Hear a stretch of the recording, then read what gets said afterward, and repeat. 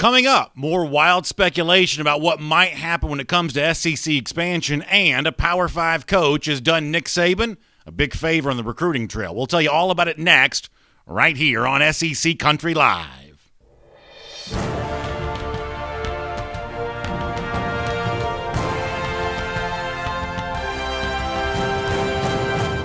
Hello, everyone. Welcome into SEC Country Live. My name is Brandon Adams. Glad to have you with us. We've been doing this now for quite some time, getting ready for the upcoming season. It's called SEC Country Live, Facebook, SEC Country Live on YouTube. Either way you got here, we're glad to have you with us here today. And obviously, over the course of the last week on this platform, there has been so much discussion, so much talk about what the future of the SEC is going to look like related to conference expansion. We talked to you on the air here on SEC Country Live a week ago from Hoover, Alabama for SEC Country Live then.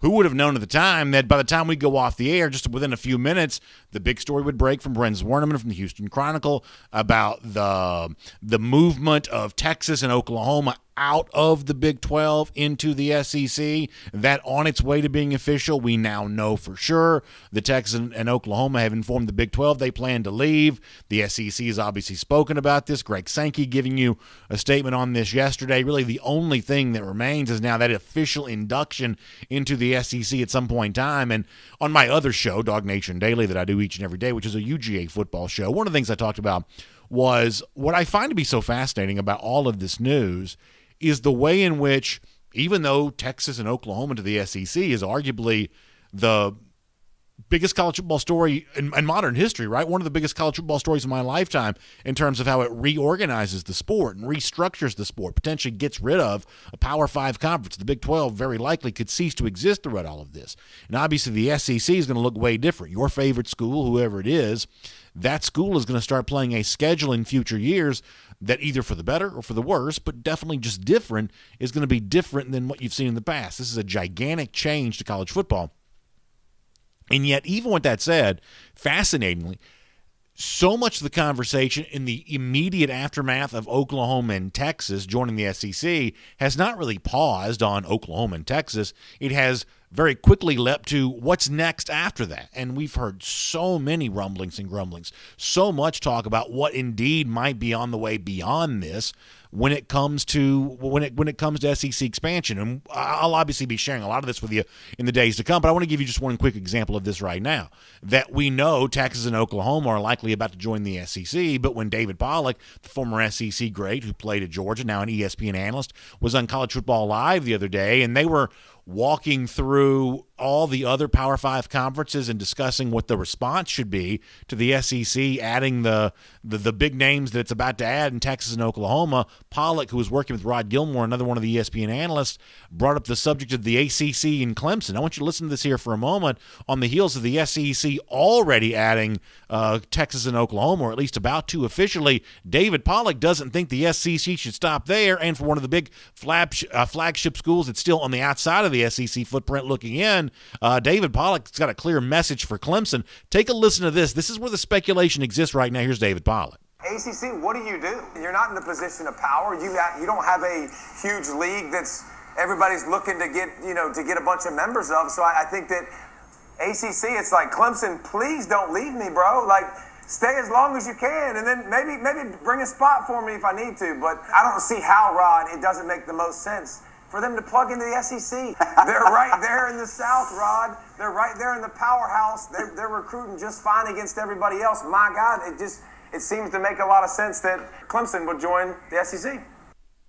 So I think that's incredibly fascinating. The idea that David Pollack, one of the most respected voices in this sport right now, would look around at what's going on and say that he thinks that Clemson ought to join the SEC. It's not so much fascination that someone would speculate about that. I mean, if you've ever been to a tailgate or really anything like that, people talk this way all the time about how they would reorganize college football if they had the opportunity, the ability to do that. Pollack saying that in and of itself isn't all that different than things we've kind of heard from in the past here. But what is so different about this is that the platform by which Pollack is saying this on ESPN television, all of a sudden now the way in which the door is really open for almost any kind of speculation related to college football, almost any of it being fair game, all of it being the kind of thing that can just be kind of openly discussed and talked about. And frankly, for someone like me who sits in a chair like this doing SEC Country Live and talking to folks on both Facebook and YouTube, somebody like me sitting here listening to all this, I can't immediately say, no, that can't happen. I can't immediately say, no, that's not what the next domino to fall after this is, because at a time in which the SEC has made one of the most significant power grabs really of all time, certainly in the realm of college football, anything else after that would seem to be, well, of course that's what they did on the heels of bringing in Texas and Oklahoma, on the heels of not just reorganizing the SEC, but reorganizing the entirety of the rest of the sport. If that's the way this is trending, then of course that's what's going to happen next, and I think that's really fascinating. The other thing that I find kind of fascinating in all of this is the ways in which SEC fans have been responding to this. I went live on Friday when it became obvious that the folks from Texas and Oklahoma were getting ready to move on, and it looked like all of this was going to head down that road for the SEC. When all that was taking place, I went live here on SEC Country on Facebook and SEC Country Live on YouTube, and I talked to folks about that there at the time. And what's fascinating throughout all of this is the lack of, I guess, unanimous belief that this is a good thing for the SEC, the lack of confidence that, hey, grabbing Texas and grabbing Oklahoma and maybe being on guard to grab something else beyond that, for the SEC fan, who I think commonly is thought of to be very confident, very proud of his league, feeling like that it's the top version of college football, the league itself has made its motto, it just means more. We see that play out in so many ways, so many times. All of that, the way in which that goes, you don't really quite see the full width of the SEC fan right now saying, no, bring on Texas and Oklahoma. Let's transform this league completely. Let's be something different than we've been before. You don't really see a unanimous version of that right now. And I think as you hear analysts like David Pollack on TV or whatever other analysts are going to kind of weigh in after that, I don't think that particular line of thought is going to change. This is one of those things that a lot of SEC fans are having to be dragged begrudgingly into, and not everybody within the SEC footprint is excited about this. We'll obviously talk more about that coming up in a moment. I also want to give you some of the other, the way in which other folks are kind of weighing in on this. Your comments coming up, by the way, SEC Country on Facebook, SEC Country Live on YouTube. We'll also continue to talk to our buddy Barry Barger from BetUS. BetUS got some great things coming up as we get ready for the upcoming season. They've got some gambling odds on futures bets to win the SEC, to win the national championship, to look ahead to week 1 lines and everything else.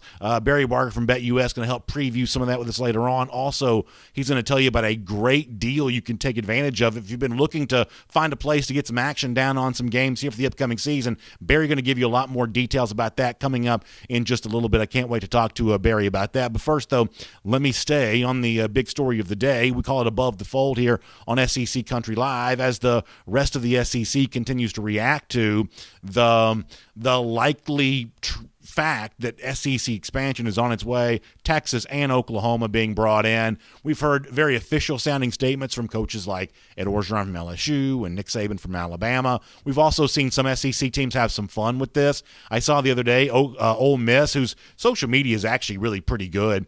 Ole Miss on social media putting out photo of the Rebels going against Texas, the Rebels going against Oklahoma, having some success there, saying it just means more. So Ole Miss already reminding the Texas and Oklahoma they may be in for a tougher battle in the SEC than they are used to getting there in the Big 12, although Texas hasn't exactly been handling its business necessarily in the Big 12 to speak of. But Ole Miss stepping up to remind folks about that, which I thought was pretty funny.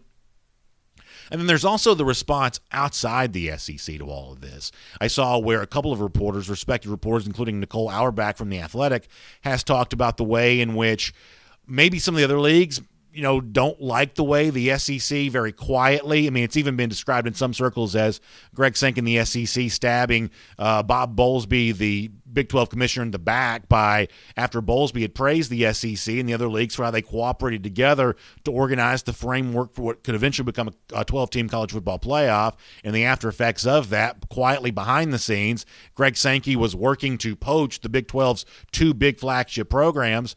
Apparently the Pac-12 and other leagues have noticed that. What Nicole Auerbach has written on Twitter here as of late, this is going back to yesterday, that speaking for herself, saying a lot of us hope the 12-team playoff would begin soon, maybe as early as 2023, but with the SEC, Oklahoma, Texas thing going on, that might delay that timeline. She says that multiple sources believe there will be those involved in the process who want to wait to assess the fallout from this round of alignment. Very, very interesting stuff from Nicole Auerbach. Sports Illustrated's also reported on this there as well, that maybe whether it's a way of punishing the SEC or just a way of indicating they don't really trust the SEC, however you want to describe that the process that could eventually lead us to a 12-team playoff may be slowed down right now because maybe the thought is they don't think the SEC was acting in good faith around all of this in recent days. So that's kind of what's being said out there. SEC fans obviously looking for their chance to respond to this. I'll give you a chance to that. We'll talk more about some of the other news around the league coming up, but let me give you a chance for some comments here before we get there on that. A lot of folks weighing in. Zach Andrews says we're not going to go down this road when it comes to the SEC expansion, but that certainly seems like the road they're going to be going down. Tim Thompson wants to know about the Tennessee Vols. We'll talk more about that coming up in just a little bit. Cody Taylor excited about the Arkansas Razorbacks. He gives you a woo pig suey. Edward Kohout also weighing in to say let's put all the good teams in one mega conference and eliminate all the competition and make college football as dull and boring and repetitive as possible. And it's those last three words or the last three parts of that phrase from the commenter Edward that I think are pretty interesting. That on the one hand, you might think some SEC fans were really excited about the possibility of adding as many great teams in the league as possible. It makes the big, great SEC that much bigger and that much greater. But the words like dull, boring, repetitive, those are kinds of things that are being said about this, even from fans in the SEC, of this level of imbalance where the SEC essentially becomes the only conference that matters at all. Even SEC fans that take great pride in their conference, some of them are suggesting they're not quite so sure that's such a good thing for the sport, which is, I think, kind of interesting. Steve Weaver says if you want big time, you got to add Ohio State and Michigan. Obviously, those are the two flagship programs of the Big Ten. The Big Ten, from a resources standpoint, a far different animal than the much weaker Big 12. That's pretty clear when it comes to that. And obviously the SEC, any attempt to poach any kind of program out of the Big Ten would be just much more difficult to do. The Big Ten is more firmly entrenched into a geographic region. The Big 12 is not quite as southwestern as they once were once they added West Virginia. The Big Ten is a lot more deeply rooted in that midwestern part of the country, and programs like Michigan and Ohio State have a lot greater history in the Big Ten, remembering the fact that the Big 12 is a relatively new league. It didn't exist at all until the decade of the 1990s. In previous iterations, both Texas and Oklahoma had previous conferences they would have called home. Big 8, which is essentially the ancestor to the Big 12, but obviously Texas was in the Southwest Conference, so it's a little easier to pull a Texas and Oklahoma out of the Big 12 than it would be to pull anybody out of the Big 10 because the Big 12 roots don't run just quite as deep. Let's see what else. Chuck Feelig reminding us that September 11 game for Texas and Arkansas was already kind of a big game circled on the calendar. Going back for a long time, Texas and Arkansas have been big rivals, and we just haven't seen them playing each and every year because after having both been in the Southwest Conference at one point in time, Texas had been in the Big 12 and Arkansas had been in the SEC. We saw them recently play in a bowl game a few years ago, and it was a big win for Arkansas. And I thought before that was a game that I thought that Sam Pittman's team had a real chance to win. I thought that was a possibility. But when you do see that game take place on September 11th, even before we knew it was going to be a precursor to eventually Texas being in the SEC, even before that, you knew you had a lot of intensity on that field. Arkansas fans don't like Texas. Texas fans have a lot of memories of the Frank Broyles era for Arkansas, the Ken Hatfield era for Arkansas. They don't like them either. So a game that was already pretty spicy may have gotten a good bit spicier when it comes to all of that. Jim Craig weighs in to say David Pollack says, quote, one of the most respected. When has he ever been right? He continuously goes for the most outrageous predictions. Like Bama was done after Waddle went down in the Tennessee game. He never admits when he's wrong. Pollack is the least respected. He's certainly not the least respected analyst out there. He may not be your cup of tea, but this is one of the most prominent voices sitting there on College Game Day each and every Saturday. Now, as far as his suggestion that Clemson could join the SEC. Will that turn out to be true? There's a very good chance that it won't. In fact, it's far more likely it won't than it will, and I think we all understand that. I think what the Pollock quote signifies, though, is the fact that now almost anything is fair game for discussion. Whether it's Clemson, Florida State out of the ACC, Notre Dame as an independent, Ohio State, Michigan out of the Big Ten, almost anything now would seem to be fair game for a discussion and all of that. Let's see what else is going on. Bud Morgan weighs in to say SEC all the way. It is the top. Roll Tide roll. And I am, Bud, kind of fascinated about that from kind of a Alabama perspective. Obviously, Alabama has dominated the SEC, won 1 million national championships over the course of the last few years. Nick Saban's competitive fire been a big reason for that. And now you see Saban, who this Halloween will turn 70 years old. And I'm curious if the presence of Oklahoma in the SEC, Texas in the SEC, making a league that Saban has already been a big part of even bigger, if all of a sudden Saban's not more motivated to stick around longer simply because he likes the idea of the competitive challenge of going out there and winning something like an SEC in a 16-team world where the challenge of doing that is obviously bigger than it's ever been before. And, of course, there's also the talk of once Texas and Oklahoma do officially become members of this league, whether or not you're talking about now making it 2 8-team divisions and possibly sliding Alabama and Auburn into the SEC East, or if you're talking about an SEC West situation where, maybe you're breaking things up into pods and all of a sudden you're putting 4 teams together and you have 4 14 pods, or if you're looking at the 2 divisions, there's a lot of chatter about how that might all play out there as well. On YouTube here for a moment, Shadow on the subject of the Georgia Bulldogs says he thinks that Todd Monken's going to prove to be the best thing to happen to UGA, and that's one of the fun things about the weeks to come is we're about to see practice begin all around the SEC, Georgia included, and seeing the impact that a guy like Todd Monken makes year 1, or I should say year 2 as offensive coordinator there at Georgia. That's going to be one of the fascinating stories, and how a year-over-year continuity situation like what Monken has compares to a place like Alabama where you make a big-time hire, respected name like Bill O'Brien, but this is a new first-time offensive coordinator with this Alabama program. And if you're a Georgia fan, I think there are a lot of Georgia fans who hope that continuity ends up being a real selling point for Georgia and potentially an advantage it can exploit here on the field later on this season. G. Grace Bama Boy weighing in over here, crediting Steve Spurrier as being the one that changed the SEC forever. I mean, I would certainly say that you would talk about Spurrier being the guy that kind of changed that on the field.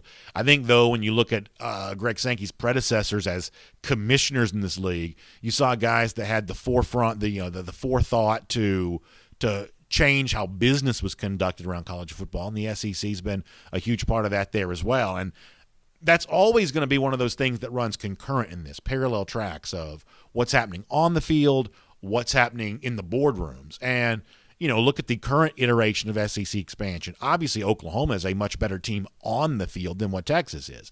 However, it's the value that Texas brings in the boardroom because of the TV revenue, because of the size of the fan base, a giant state university in a giant state. It's because of things like that all of a sudden that's the thing that makes, Texas so valuable. And, that's the thing that you compare here. It's the value of what's happening on the field, and a guy like Steve Spurrier obviously gets a lot of credit for how that's transformed. But it's the Roy Kramers, then the Mike Slives, now Greg Sankey, who seem to appreciate the value of the sport in the boardroom, on the balance sheet, and they are the ones that have pushed the limit on that. And when you think about why it is the SEC sits atop the perch that it sits in, why it is that it's even a realistic possibility that you could do a show like SEC Country Live focused only on just this league, it's obviously the success of those visionary leaders at the business level who've made all of that possible. A few more comments, then we'll look at some other news around the SEC here for a moment. G. Grace Bama Boy, by the way, on the subject of new offensive coordinator for Alabama, says Sark had a good year. We might drop 50 from 50 a game to 45. So he's still very confident about the scoring abilities of the Crimson Tide. He says, doesn't much change in Alabama. We're consistent, my guy. So we'll see if it does indeed play out that way. Obviously, Alabama has changed over offensive coordinators and done so successfully year after year after year. You had 3 years of Kiffin from 2014 through 2016. You had Brian Dable coming in after that, Mike Locksley coming in after that, and then obviously Steve Sarkisian after that. The baton has been passed successfully in each of the last, 4 transitions for offensive coordinator. But when you look at just how good Sarkisian was a year ago, that is not an easy level of success to replicate. Johnny Lester, who's a big Georgia fan, weighs into our YouTube comment section to say that he believes that Florida is going to go 6-6 this year, which obviously spices up what was already already, a very, very spicy, very, very spicy rivalry between Georgia and Florida, and that's going to be a fun thing to watch play out. We'll have a lot of your comments coming up here over the course of the next few minutes. We're also just a few minutes away, Barry Barger from BetUS, to tell you about some big opportunities you have. If you know a lot about the SEC, and so many of you love coming in this comment section and bragging on how much you know about this league, best way to show how much you know is to take advantage of your expertise, make some money on your preseason predictions, whether it's week one odds or preseason picks to win the league, the national championship, everything else, all of that on the way coming up here. Barry Barger from BetUS going to talk more about that with us here in just a few minutes. For now, though, I want to kind of shift gears away from conference expansion talk, at least for a moment, and I want to talk about something else. We go our all points bulletin here and check in on some of the other big news around the SEC. Something we talked about on last week's show. Before he even knew that SEC expansion was going to be a thing, one of the things that we discussed in the show at the time was the statement from Nick Saban that his quarterback, Bryce Young, was approaching already 7 figures in NIL money. And I kind of rolled my eyes and laughed at that, and I basically said that Nick Saban ought to be made to prove that. Since then, I think I've been validated for saying what I've said. Dennis Dodd has written at CBSSports.com, although he credited Saban for having the guts to run with such a specious claim. In the story that Dennis Dodd wrote for CBS Sports the other day, he did acknowledge that multiple sources have told him that no, it is unlikely right now that Bryce Young's making that kind of money. Young's family itself did not want to talk about this. Nick Saban, making the rounds at SEC Media Days last week, dodged that question every time that he got it. I think at this point in time, we can flatly say that what Nick Saban said about Bryce Young's earning, I don't want to say earning potential, but what he's actually earned right now, I think we can flatly say that Nick Saban was wrong in what he said. Now, was he intentionally wrong, or was he just accidentally misleading? I guess your taste may vary on that particular topic, but what Saban said last week wasn't true. However, that hasn't stopped other folks from continuing to run with this, and now other college coaches are hearing about this there as well, including Stanford's David Shaw, the head coach of the Cardinal. Yesterday was Pac-12 Media Day. Now, it's different than the SEC. The SEC Media Days is a 4-day event. The Pac-12 Media Day is a 1-day event. All the coaches and key figures in one place at one time, and the subject of name, image, likeness came up. I'll show you this tweet from Ross Dellinger on the screen. Of course, Ross, a great reporter from Sports Illustrated, quoting David Shaw here. I'll read the tweet from Dellinger, who says that Stanford coach David Shaw just gave a lengthy and really interesting comment when asked about Nick Saban, mentioning that his quarterback has signed NIL deals in the 7 figures. One of the comments that David Shaw gave was, I don't think that's true market value. That's Alabama value, David Shaw says. Now, this comment has largely been taken to be a little bit of a criticism of Nick Saban, Alabama, as, well, Nick Saban's not playing fair. He's throwing too many elbows by having a quarterback who's earning that kind of money, basically saying that little old Stanford's not able to keep pace with a coach like Nick Saban who's able to create that kind of value for his quarterback. Putting aside for a moment the fact that what Shaw is talking about there has essentially been proven to be untrue, although Nick Saban hasn't really been called out for it as much as I think that he should be, this has the effect, I think, of making the job of SEC coaches much more difficult, because I don't think David Shaw could make Nick Saban sound any cooler if he tried, right? The kind of coach who runs a program where the quarterback's cashing in $1 million NIL deals. I mean, if you're not an Alabama fan, a lot of the folks who watch this show aren't, plenty of them are, but a lot of the folks who watch this show are not Alabama fans. If you're not an Alabama fan, I think you're left in the aftermath of all this to say, stop trying to make Nick Saban sound cool. Stop trying to make Alabama football sound cool, because you know how like these programs now will use like somebody else's quote as their own Instagram post or tweet or whatever else. I mean, I wouldn't be surprised if Alabama didn't use what David Shaw said as one of those quotes as a way to advertise the program. I don't think Alabama's the least bit shy about thinking, yeah, if you come here, if you're a quarterback here for this program, you do have a chance to earn more money here than you have a chance to earn other places, because that's the kind of value we create for our players. And if you listened last week, you didn't like what I said, the statement that I just made, I'm here to tell you right now, is, I would say, probably objectively true.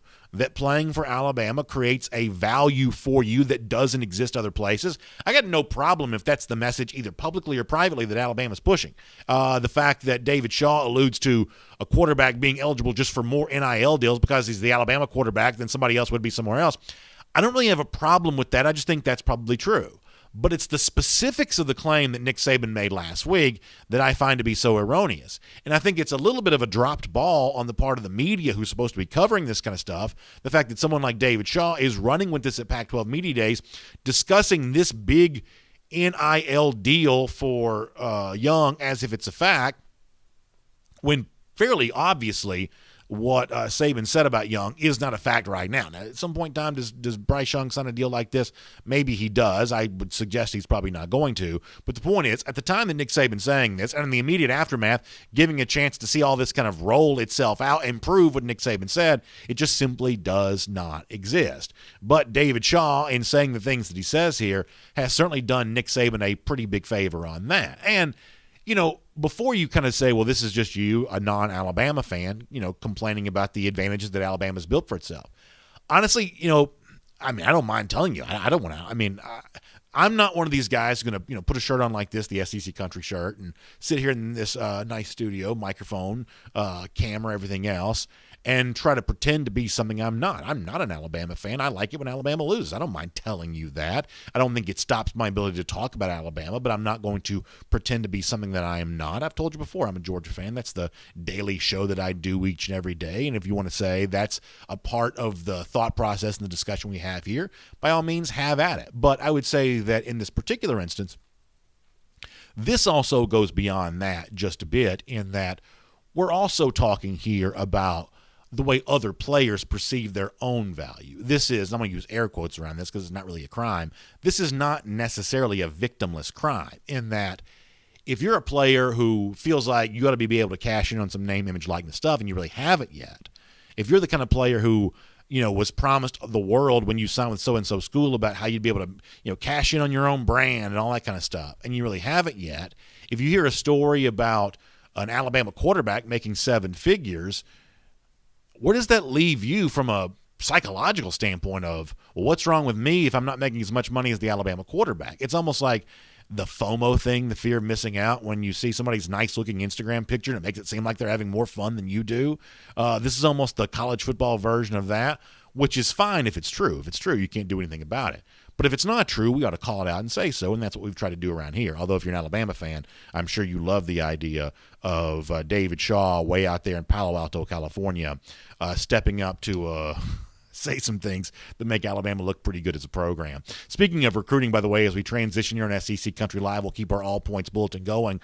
Very funny stuff from Arch Manning, the 2023 elite quarterback prospect, obviously the nephew of both Peyton and Eli Manning, the son of Cooper Manning, grandson of Archie Manning. And we're just kind of getting into the I guess the hysteria that's going to be the Manning recruitment. Five-star quarterbacks always bring a degree of that. Five-star quarterbacks with famous last names, even more so. And, you know, Manning's been taking his series of visits, took a lot of visits over the course of the summer. I think most recently, final stop for him this summer included the trip to Ole Miss, a school that obviously he knows really well. And, you know, he's been captured on video here recently. You know, listen, I think a lot of these prospects, I'm sure, are sometimes a little bit amazed at just how much attention their recruitment gets.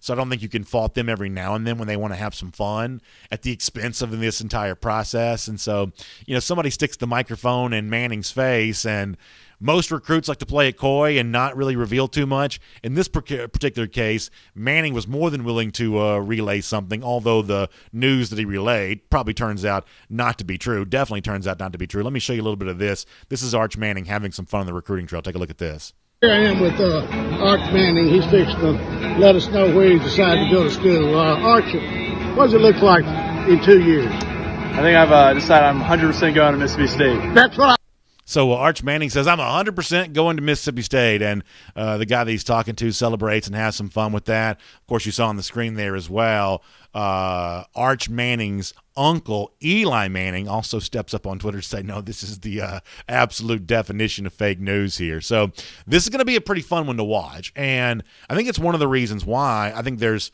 at least on my part, some real interest in how Matt Corral performs in a Lane Kiffin offense this year, because I do truly believe that Ole Miss is a big player in the Manning recruitment. I won't pretend to be, you know, an expert at who Manning's lead school is for now, because I don't think there is one. I think different people would tell you different things about where they think he's going to end up. But just given the history of Archie Manning, then Eli Manning, and being at Ole Miss, I would say the Rebels are a pretty big player on the scene, especially if Corral has the kind of year working with Lane Kiffin that we think that he could have. Ole Miss could be a pretty big-time player in this recruitment. For a lot of folks who've said, I'm not really one of these people, but for a lot of folks who've said, hey, it's that breakout season for Ole Miss with Lane Kiffin, they're one of those teams to look at. Over-under right now, set around 8.5. They're one of those teams to look at. This becomes one of those years that if Ole Miss does have that kind of success this year, they're possibly set up for even more future success just on the basis of what Arch Manning could potentially provide that program as Ole Miss tries to compete with a lot of other SEC heavyweights when it comes to all this. One more recruiting note I want to give you here for a moment, and this is when we had some folks in the comment section earlier talking about the Tennessee Vols.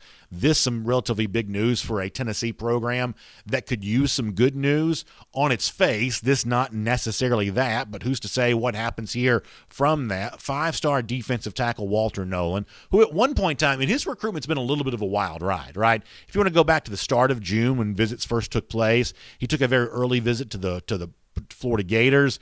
On the aftermath of that, suggested that he might be shutting down his recruitment. A lot of Gators fans got really excited about that. And then there were a lot more visits to come after that, and he has been linked to various programs. You've heard, kind of like Michigan getting involved. Obviously, Georgia remains a factor in all of this.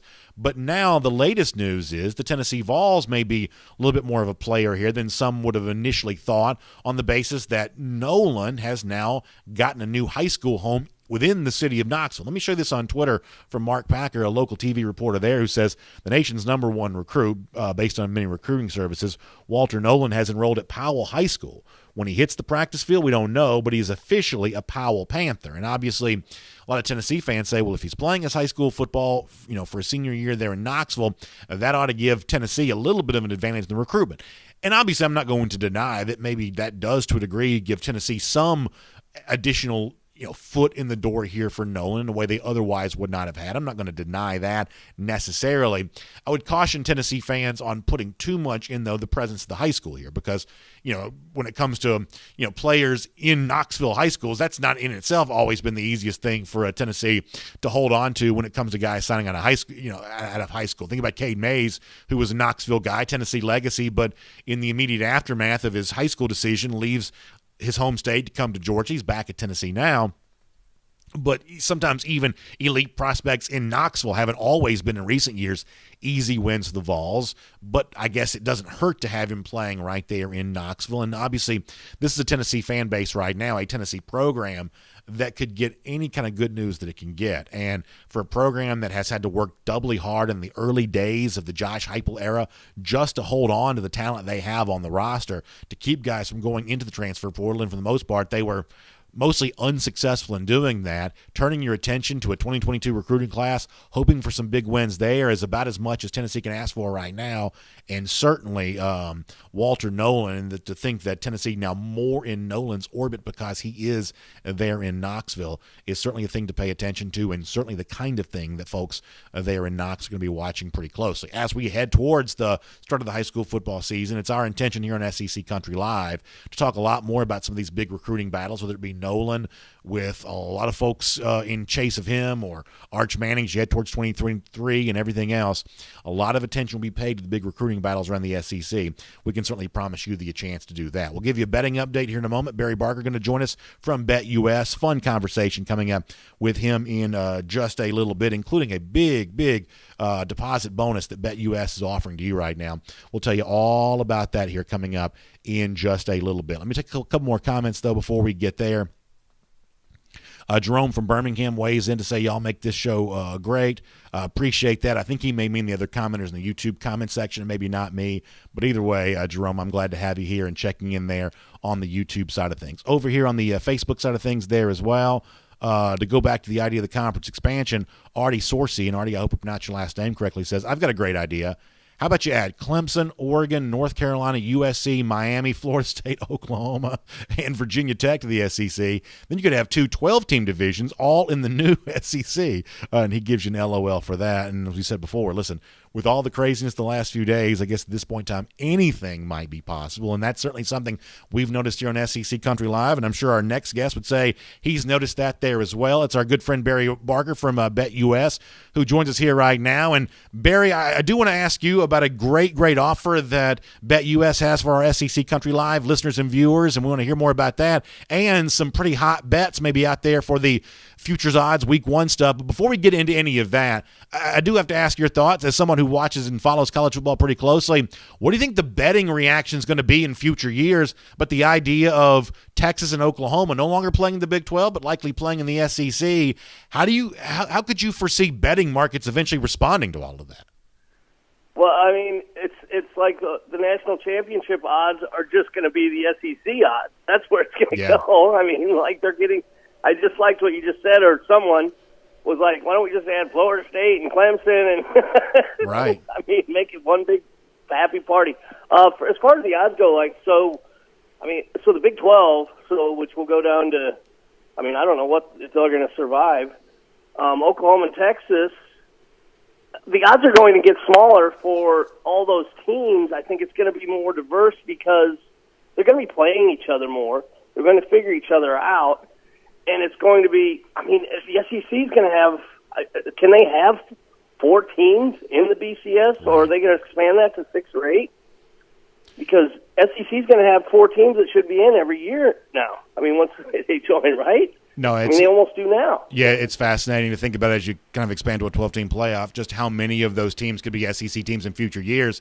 And I'm sure, from your perspective there, following the gambling market, obviously BetUS there as well. There's something to be said for bigger games create bigger handle, right? Bigger games create more interest, which means more people want to get, action down. So if you've got now Texas and Oklahoma playing SEC games, if you've got, an Alabama and Auburn moving from the SEC West to the SEC East, creating new big rivalries in that division, that these bigger games in a lot of ways, they can be difficult games to handicap, but they are certainly fun to bet on because the interest in the games themselves is so huge.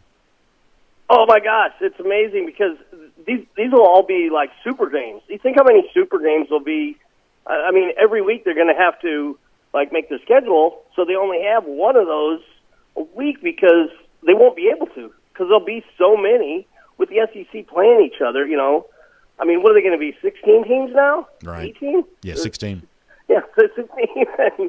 and so with that, what you said is correct because these games they do make the handle go up, and it seems more like championship games when you get like that.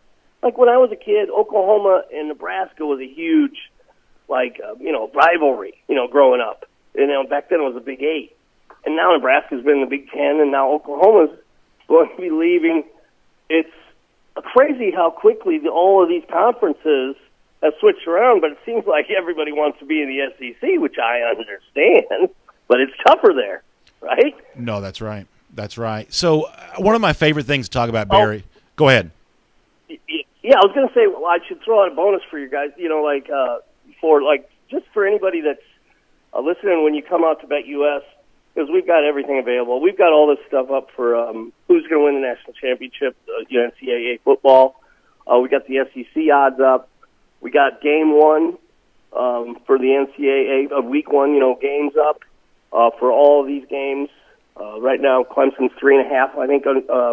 That's right. 3.5 to play Georgia. That's right. And when you make a deposit, your first initial deposit, you're going to get 125% bonus on that, and that's with SEC 125, right? That's the code, isn't it? SEC 125. Yeah, and for you crypto depositors, starting August 1st, we're going to have SEC 200, and you're going to get 200%. Wow. So if you're a crypto, these are up and above over everybody. It's crazy. That is. So Anyway, go ahead. You were going to ask me something there. No, that is fascinating stuff. We got that on the screen right now. Folks can see it. So use the promo code SEC125, and you receive a 125% bonus on that initial deposit. So, Barry, let's explain to folks who may have never placed a bet before how this works. When you go to BetUS, you can use that promo code SEC125, and let's keep the numbers simple for people to understand.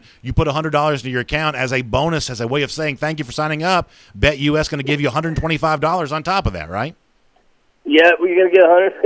That's as easy as it gets, right? Right. Yeah, you bet. And what we do is we do all kinds of other side promotions and freebies during the year, too. So there's all kinds of stuff besides your bonus and re-up bonuses down the road. Like, so your other deposits, we do specials throughout the year. So that's not the only, plus you're going to get here. And there's so much there. Casino, all the futures are up now, too. With right. NFL. It's crazy what's going on in the NFL now, too. That's right. Now with Aaron Rodgers, all those futures just changed. So it looked like he was, didn't want to be there. Now he's there this year. And now Minnesota Vikings are probably not happy about it because they probably had a good chance to win that division. No, that's exactly right. But as far as Georgia and Clemson, so last time Georgia whipped them, right? Going back 2014. Like 2014? That's right. Yeah. That's let me ask you a different coach. Yeah, go ahead. Let me ask you about that game here for a moment, because one of the things I think some people pay attention to is obviously we know in gambling that 3 is such a key number, right? So many final scores end with a 3-point margin of victory. Huge. So when you see a team like Clemson, who BetUS thinks enough of to put above that key number, that half point in the case of being a 3.5-point favorite instead of just being maybe the more common 3-point favorite. How big of a statement do you think that is about Clemson that they get the half point on top of what we typically think of as one of the more common, final score margin numbers? Right. That's a huge hook. You call a half point a hook right. in betting. But anyway, so that is huge because from 2.5 to 3, from 3 to 3.5, it takes if you see a line move those ways, that's a huge, huge amount of money going down on that side. Because those are numbers that the book never wants to come off of.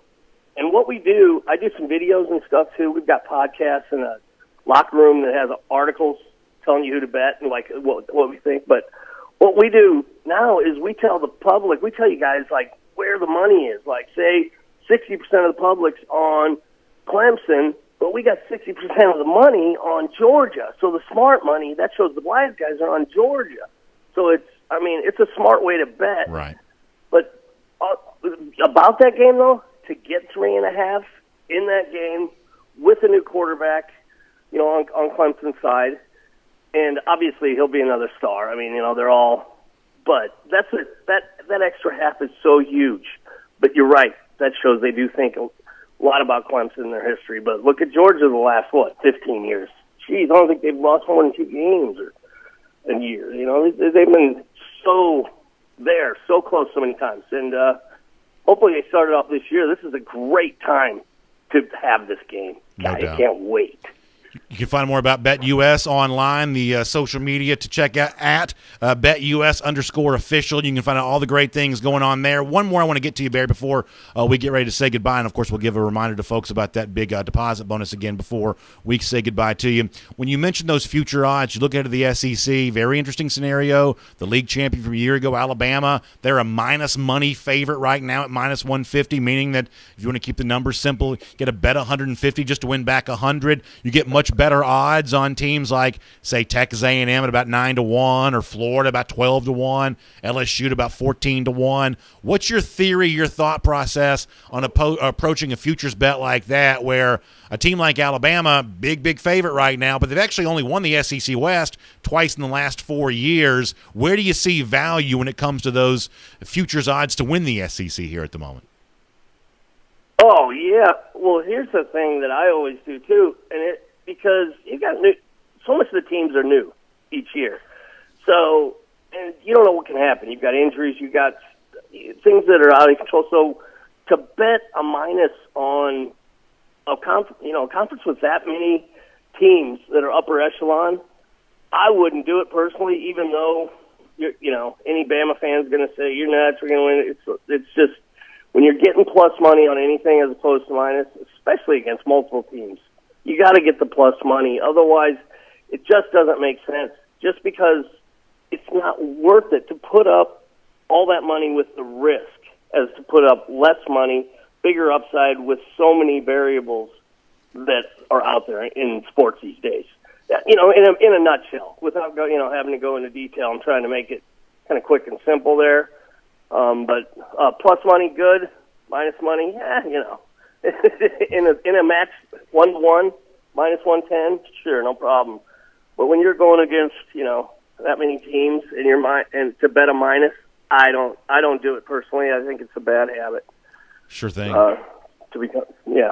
But what is a very good habit is take advantage of a big deposit bonus when you sign up with our friends at BetUS. You can find them on social media, BetUS_official on Twitter, on Instagram. You can see a lot more there. Also, when you go to BetUS, use the promo code SEC125. You can receive a 125% match there on your initial deposit. Get that big bonus there from our friends at BetUS. What a great deal, Barry. Can't wait to see folks taking all kinds of benefits. And Georgia, just as a closing thing, so Bama's 2.5 to 1, Clemson 3 to 1, and Georgia 7 to 1 to win the NCAA football championship at BetUS. So they aren't that far off, really, in odds.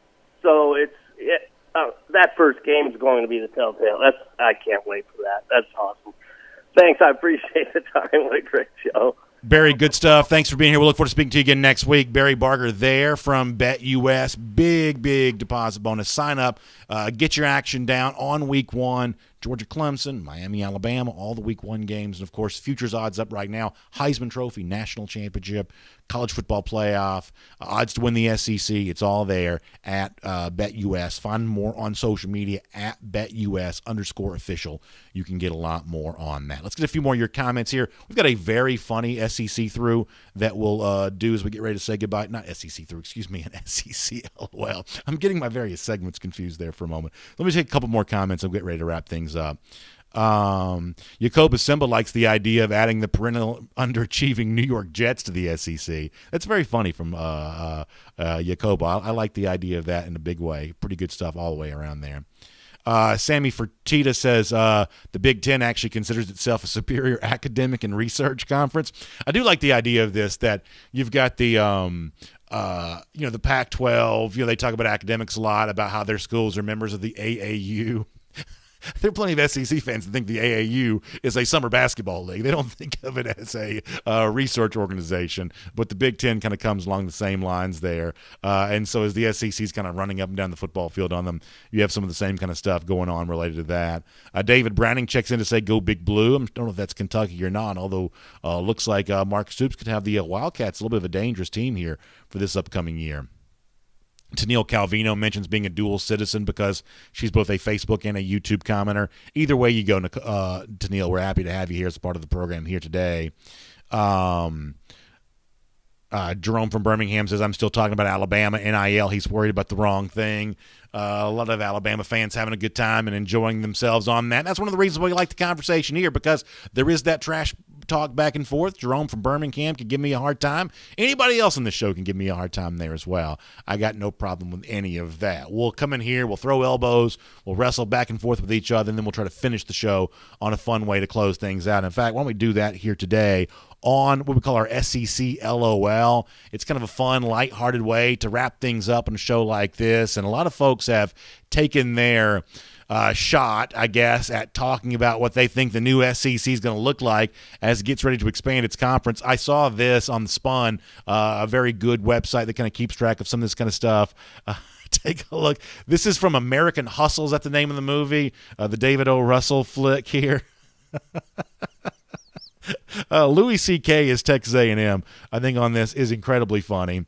And obviously just really well done all the way around there, with a lot of folks having some fun and talking about the celebration that might have been going on as the SEC. There's a reason why Texas A&M left the Big 12, to be standalone, to have our own identity. I mean, how funny is that all the way around? Just really good stuff.